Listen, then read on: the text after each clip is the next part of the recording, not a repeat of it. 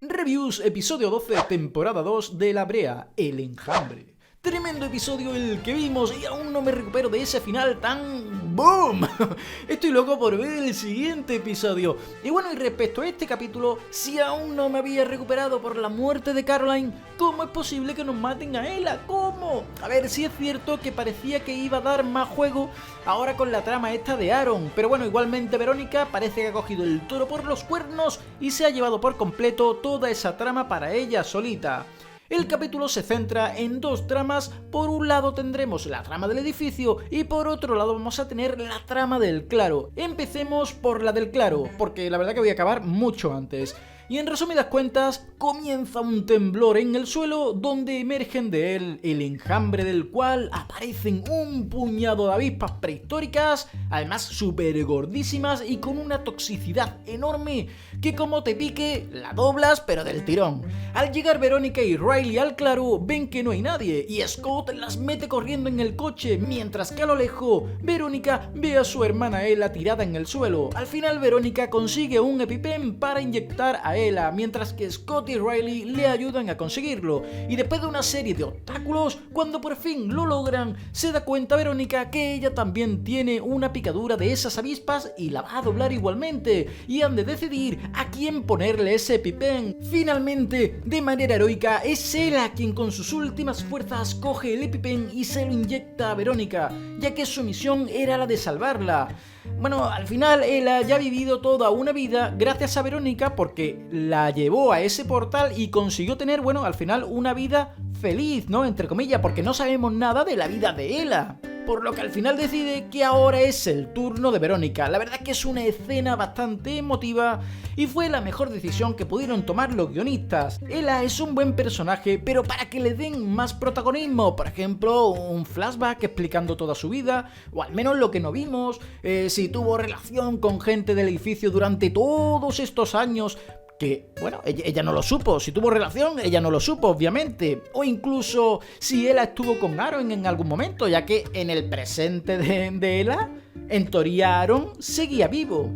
Pero como digo, si no le van a dar más trama, no le van a dar protagonismo, no le van a dar minutos, mejor que la maten y dejar el peso gordo de esa trama a Verónica, que aunque para mí en la primera temporada fue de los personajes más odiados, no me gustaba absolutamente nada, en esta segunda temporada me está encantando, aunque prefería ver a Ella descubriendo esos secretos de Aaron con posibles recuerdos a modo de flashback, como le pasa justamente a Gavin, que esas escenas es que me flipan. Esas escenas de Gavin teniendo flashback, aunque sean realmente unos flashes del pasado, porque son recuerdos como los podemos tener cualquiera, pero está montado tan bien que me encantan, y Ella me gustaría haberla visto más con esos tipos de flashes, pero bueno, si al final han decidido matarle, no me importa, nos quedaremos con Verónica. Y hablando de la trama de Verónica, respecto a esas coordenadas que descubrió en el capítulo anterior, al principio de este episodio estuvo con Riley buscando un sextante, que según ella es un dispositivo de navegación que lo vio caer cuando se abrió el portal del cielo. Su intención es utilizarlo para poder calcular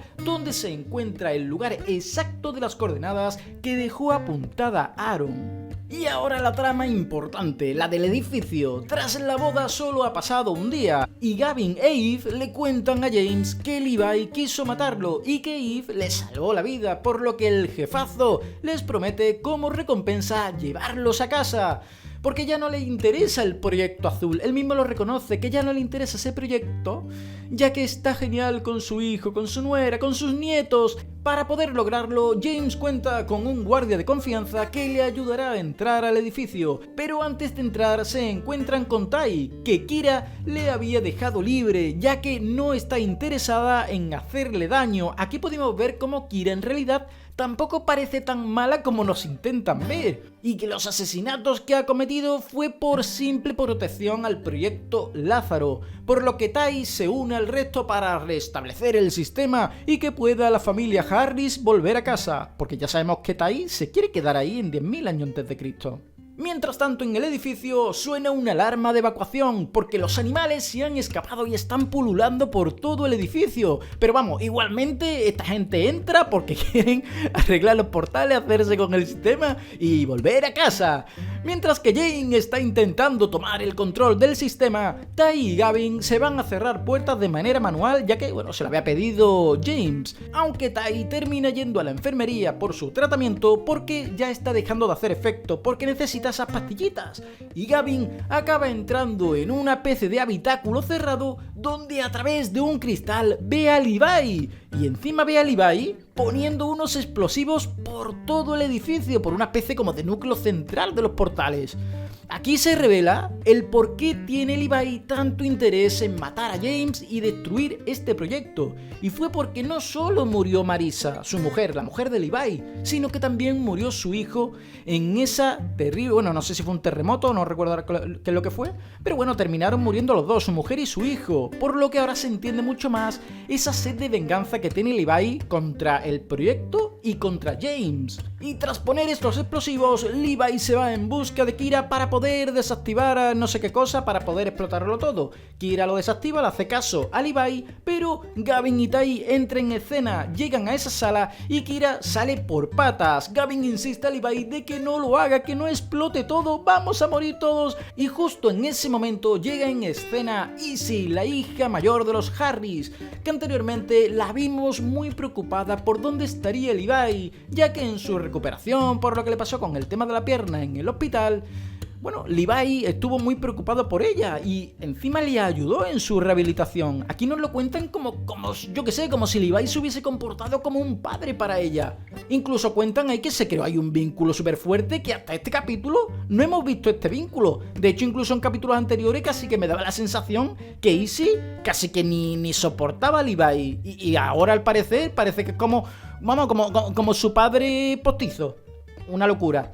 Y aquí Levi le dice a todos de irse, de marcharse, que lo va a explotar todo, pero Izzy no quiere y le dice una frase muy familiar a Levi, una frase que él le decía a Izzy cuando estaba en rehabilitación. Es una frase que al final, bueno, le hizo reflexionar a Levi y, bueno, incluso textualmente dijo que no quería perder a Izzy, porque al final parece ser que él la ve como una hija. Y eso consigue remover tanto a Levi que al final intenta desactivar esos explosivos, pero en vez de desactivarlo, lo acelera mucho más. Aunque ellos salen corriendo, no se ve salir del edificio a ninguno de ellos, y al final el edificio explota por completo. Y bueno, y ahora os contaré mi teoría sobre el tema de la explosión y cómo creo que puede continuar la serie o cómo me gustaría que continuase. Pero antes de la explosión, recordemos que Eve se quedó con James, y aquí Eve se da cuenta de una conducta muy rara por parte de James, ya que este no quiere dejarle ver exactamente qué es lo que está haciendo en la pantallita del ordenador. Se da cuenta que en la pantalla el tío está intentando activar el proyecto Luna Azul.